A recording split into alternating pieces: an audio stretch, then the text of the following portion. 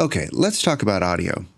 But first, hello and welcome. My name is Matt, and I'm not here to sell you anything. If we take a step back and think about it, capturing audio and video, at least in digital formats, are basically the same thing. You have a lens or a microphone, which are your interfaces to the analog world, and then you have your sensor, or your preamp. Those are for the most part going to inform the quality of your capture. Now you can get a good recording or video with almost anything these days, but it just comes down to capturing it properly. You need to understand the sensor or the preamp that you're working with and its limitations. If you put too much signal into either one, you're going to overload it. So the thing we're looking to do is just get a clean capture. Now in both cases with audio and video, you usually have to make some choices.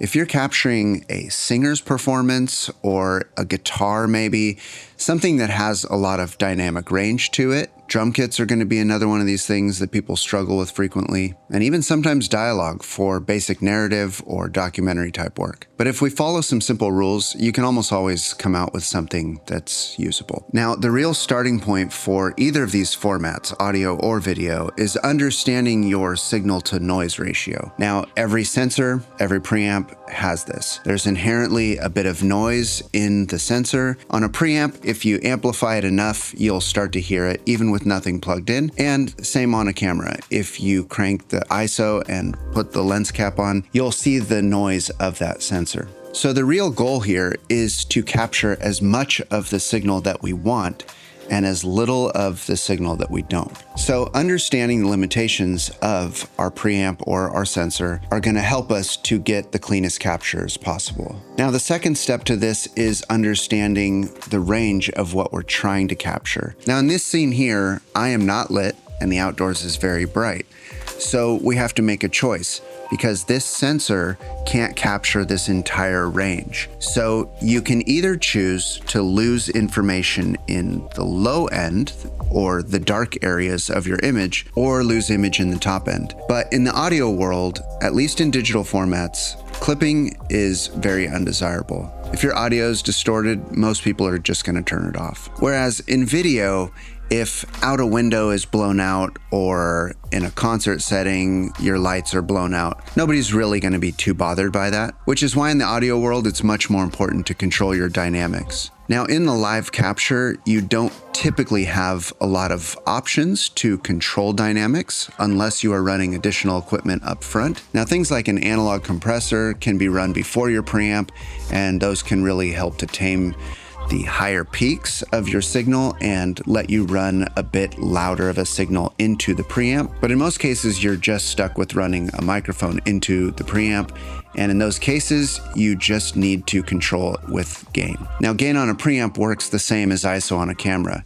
You're just adding gain to the signal that's coming in. Now, you can do that cleanly to a degree, but eventually you're going to hit the limits of that preamp and you'll start hearing the inherent noise to it. And then you have a different problem, which is trying to remove hiss or hum or whatever the additional noises that are introduced into the signal by doing that. So ideally, you just want to have as strong of an input signal so that you can run your gain as low as possible while still having a healthy amount of signal. The main thing to remember when converting from analog to digital is that your goal is to just convert your signal from a microphone level signal to line level signal. Now, if you look at pretty much any mixer or the volume meter on the back of your camera, you'll see a point where the signal goes from green to yellow. And in pretty much all cases, that denotes unity gain for line level signal. Once you've got your signal at line level, you're free to move it around in the digital domain with very little concern about change in audio quality. Now, just like the lens on your camera, your microphone choice is largely going to shape the signal you capture. So choosing the right microphone for the job is pretty important. If you're capturing dialogue, a singer, a live instrument, or even ambient sound, different mics are going to be better suited to each task. Trying to force one microphone to do everything is going to be really limiting. Now, there are workhorses like the SM57, which is essentially the same thing as an SM58, which is also essentially the same thing as an SM7B. These microphones are ubiquitous and they've been used for nearly everything. But that doesn't mean that they're the best tool for every job. So when you're first starting out, getting a microphone that can be used for a lot of things can be really helpful. It can also help your budget. But as your kit grows, you're going to want to start thinking about what are the type of things I primarily do and what are the best tools for those jobs. So if you record a lot of dialogue, maybe a shotgun microphone or a lavalier microphone or something else that's designed for dialogue. But if you record music, maybe another tool is the right one for the job. So let's jump in and take a look at getting audio from the analog world to your final product. So the first place people usually start is with their cell phone. And that works. If that gets the job done for you, there's no reason to overcomplicate it. But the next step from there is usually just a microphone into a recording interface, some kind of USB thing for your computer, or maybe a standalone recorder. Now, most standalone recorders are going to have some kind of monitoring interface, whether that's for headphones or a line out or whatever. But some are just wireless audio transmitters, and so you're still going to need a way to record those externally.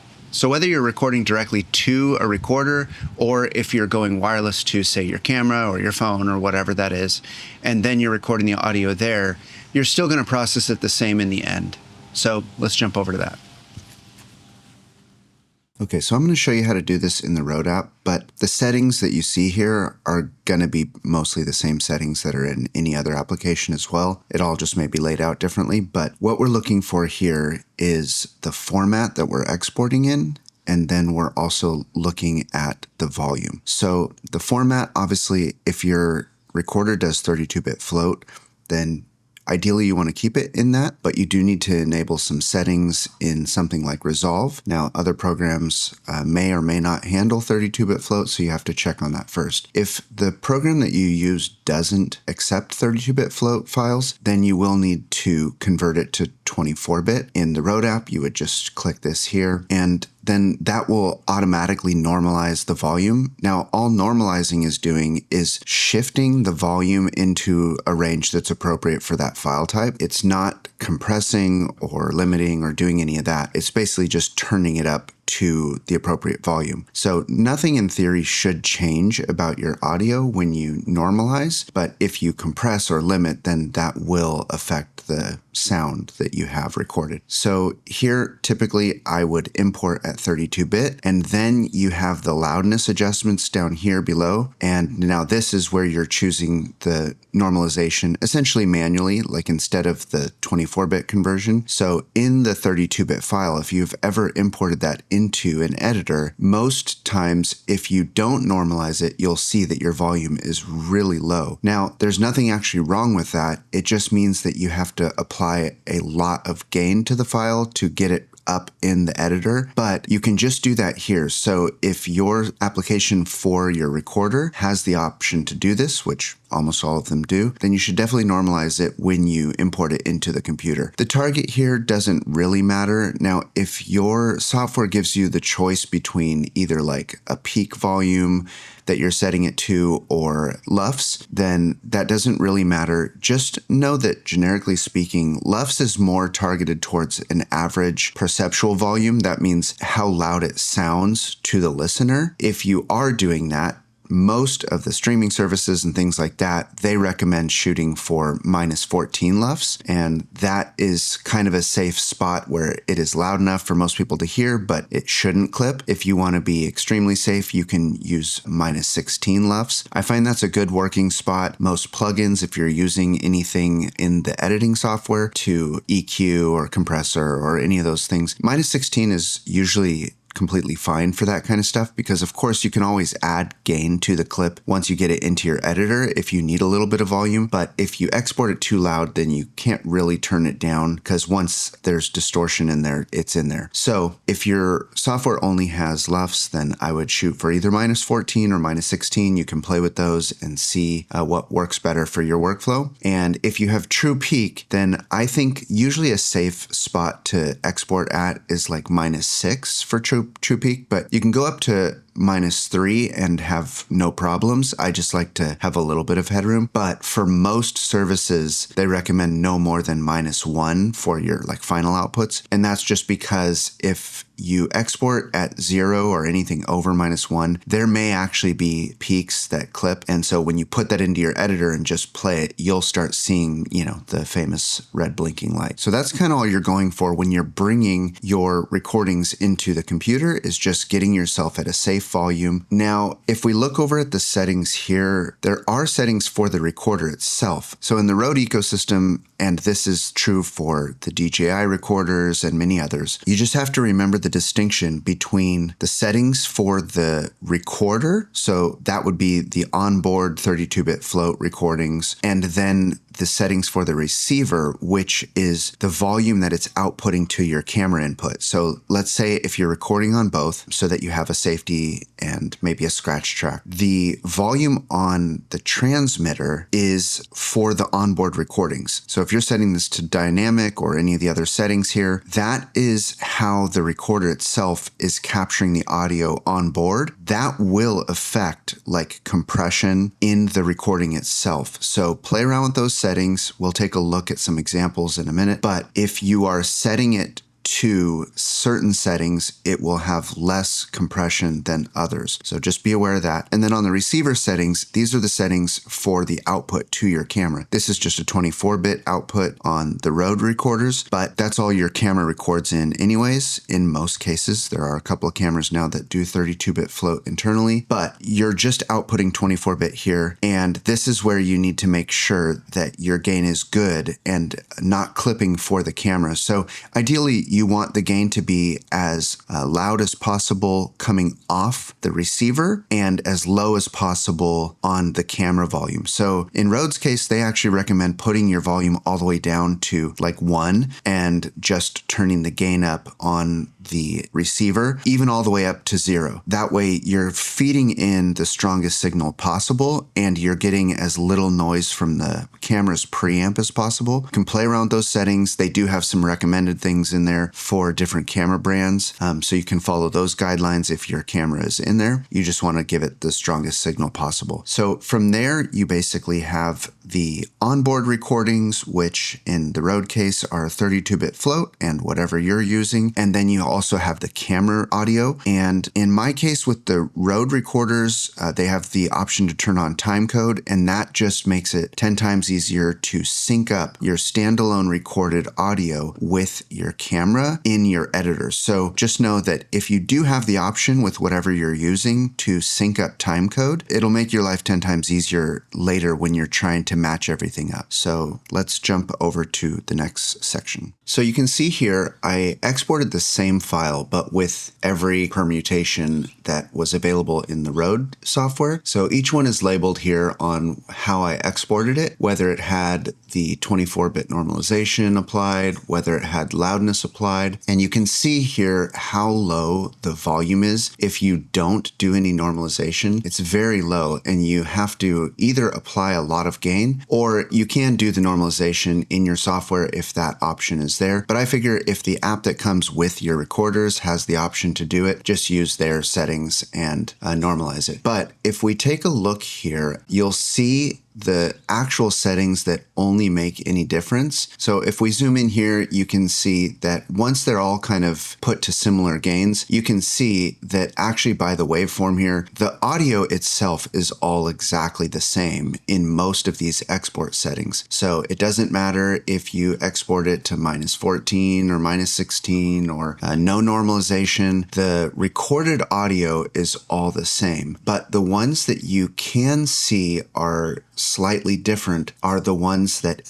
are exported to the 24-bit, and that is because sometimes in order to get it into that smaller space, it does have to compress a little bit, and so that will affect your audio slightly unless you just have very even audio in the recording itself, and then all it has to do is just kind of turn it up and set it in a safe spot. But the settings that will affect the recording itself are under this gain assist menu on the recorders, at least in the Rode recorders. So you'll have to do a bit of trial and error with whatever recording system you're using, but just know as an example here, the 3 modes that it gives us are auto, dynamic, and manual. So in auto mode, it's going for a smoother, more even volume, and so that to me says compression. The dynamic mode allows for wider dynamics, so it's doing much less of that compression, and then manual mode just lets you set a gain where you would like it. And I presume that means that there is no compression, but it also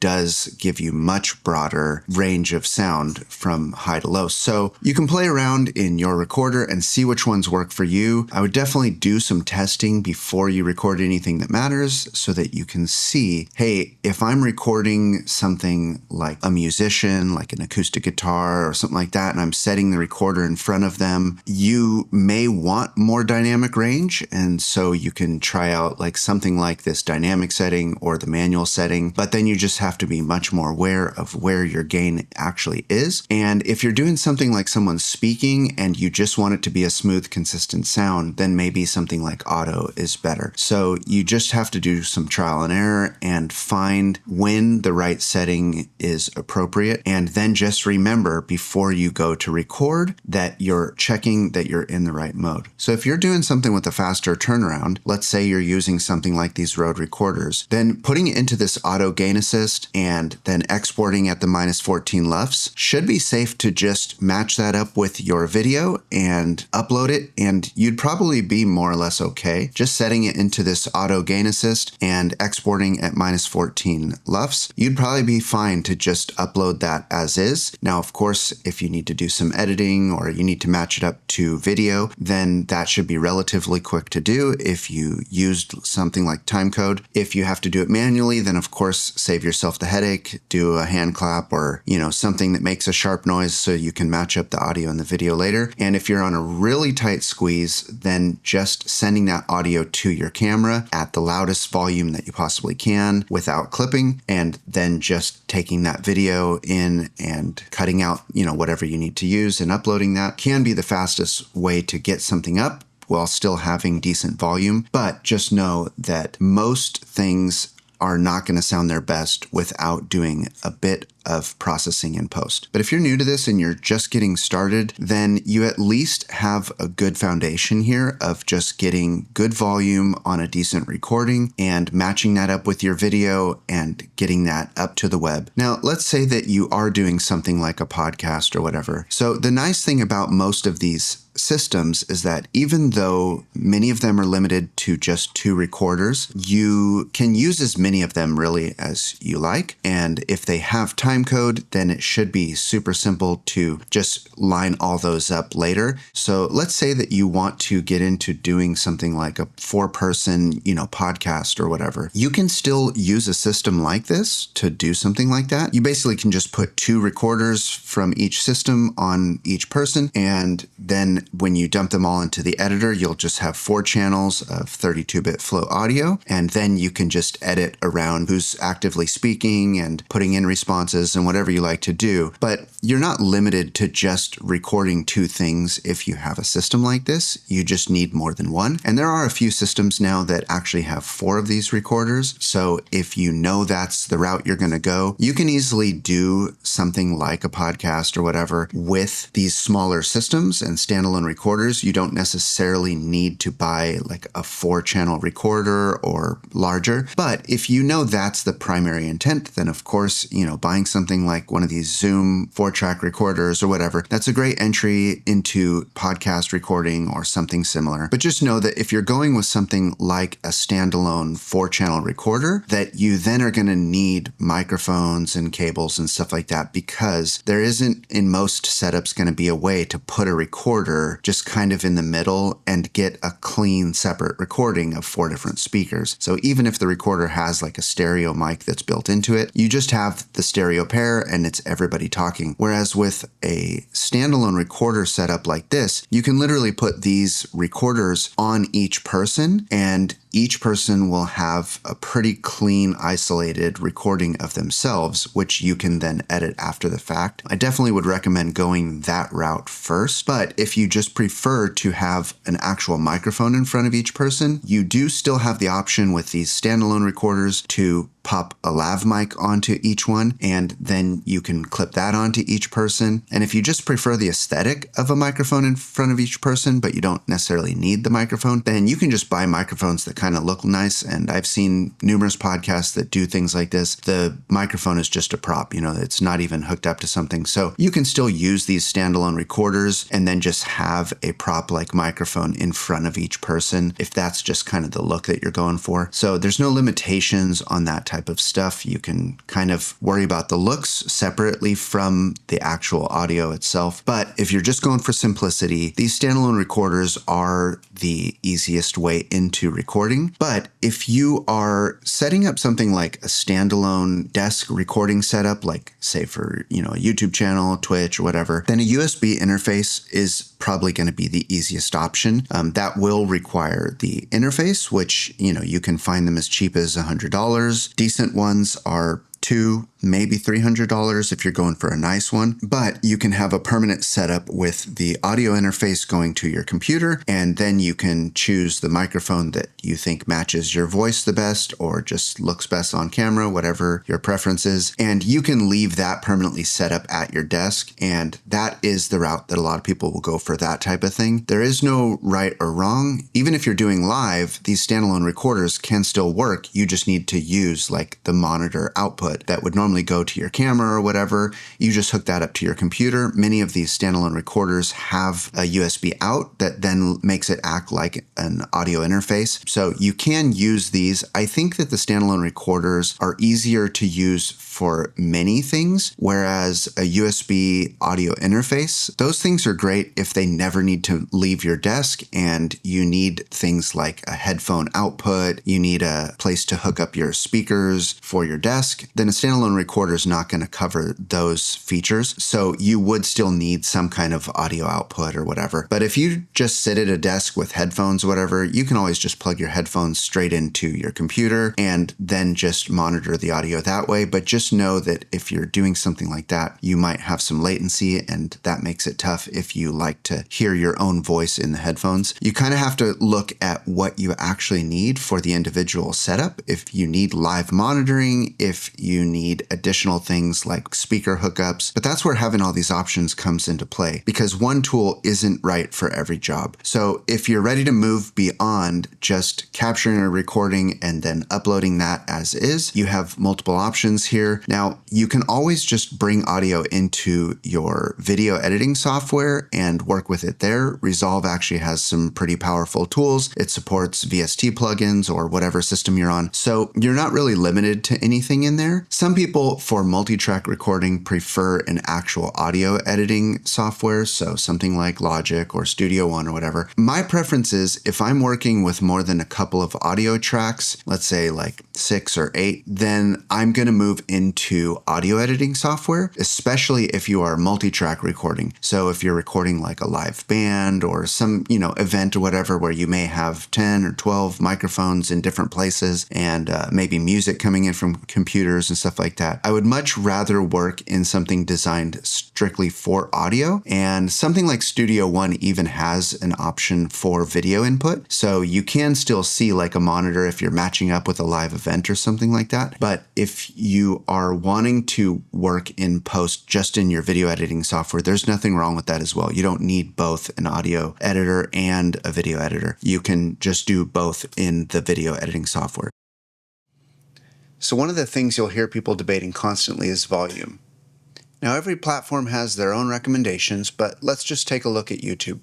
Now, YouTube does recommend -14 LUFS, and again, LUFS is perceived volume. So what they're shooting for is everything to sound roughly the same volume. And if you export your videos at -14, you're not going to have any issues. Now, there are a lot of people out there saying a lot of different things. Like if you upload too loud, YouTube's going to compress your audio or they're going to turn it down. So I wanted to test these things. So what I did was took white noise and exported a bunch of varying volumes. And for starters, I took each of the raw exports and ran those through a loudness meter just to see. And of course, they were all at different volumes.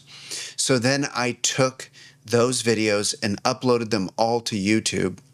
And then I played them back from YouTube once they had finished processing and ran those through a loudness meter as well. And as you can see here, everything held their volume exactly the same. So the loudest ones were still all the way loud, and the quiet ones were just as quiet.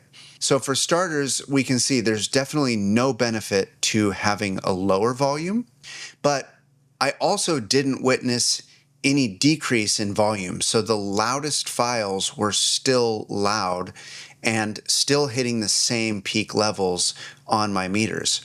So some people did argue that YouTube may take a little bit to process the audio. Up to 2 weeks is what I could find, but I kept checking back on the files after a week, after 2 weeks, even after 3 weeks. The volume was never touched on any of the files. Nothing ever got turned down, nothing ever got turned up. So I did some research, and the best that I could find is actually that potentially the only things that YouTube changes or adjusts is music. So if it is like a lyric video or a music video and the entire video is purely just a music track, because historically, like a lot of these mixes are just slamming as loud as can be. So it looks to me like maybe those are being adjusted, and I found some data to back that up. But for everything else, for talking head videos, for, podcasts, whatever, it looks to me like those may not ever get adjusted. So from the best that I can tell, these videos, no matter how loud you upload them, as long as they're not clipping or peaking, they don't get touched. The only thing that I could find was that when YouTube does adjust volumes, they actually don't compress ever. The only thing they do is just digitally turn the volume down if they perceive it to be too loud. And that doesn't affect the quality of your audio. It doesn't affect the mix of whatever you're doing because it's not being compressed. It's actually just being turned down. So if your signal is pretty dynamic, then you can imagine if you have your highs and your lows and the whole thing is being turned down by a few dB, then the quieter parts will be quieter and the louder parts will be quieter as well. But it's never compressing your signal down. So the tighter you can level things out to be, the better you're going to do with uploading a loud signal. But from the best that I can tell, there's no benefit ever to uploading a lower volume video. So really, you can test it yourself, but I think if you go with their recommendations of -14 LUFS, you're going to be fine. But realistically, if your mix is a little bit hotter than that, or you're doing it by true peak and going to like -2 or even -1 maybe, you're not really going to run into any problems. From everything I can tell, all of my testing, I did a dozen videos and I've done, hundreds in the past. I've never really come across something where something that I mixed pretty loud was just drastically cut down or was compressed or altered or whatever. So do your own testing and see what you can find yourself. But from my experience, louder is better.